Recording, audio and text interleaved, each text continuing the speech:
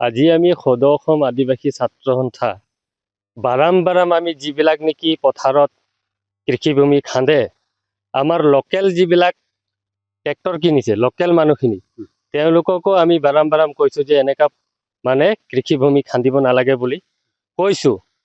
আৰু আমি জিলা প্ৰশাসন আৰু জিলা আয়ুক্ত মহোদয়কো আমি বাৰাম স্মাৰক পত্ৰৰ যোগেদিও আমি জনাইছো। আৰু বাৰাম আমি আপত্তি দিয়াৰ পিছতো মানে কোনো মানে পাৰ্মানেণ্টলি সলিউশন কোনো হোৱা নাই। আৰু যিকেইটা গাঢ়া এই পুখুৰী কৃষিভূমিত খান্দিছে আমাৰ মানুহখিনিয়ে খান্দিছে আৰু ইটা ভাটাত মানে মাটি যোগান দিছে। আৰু এইবিলাক গাঁতত আমাৰ মানুহে সোমাই মৰিছে।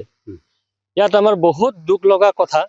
আমি এই সংবাদ মাধ্যমৰ যোগেদি আমি জনাব বিচাৰো যে এনে কৃষিভূমি খান্দাৰ পৰা বন্ধ হ'ব লাগিব, অন্যথা আমি আদিবাসী ছাত্ৰ সন্থা জংগী আন্দোলন কৰিবলৈ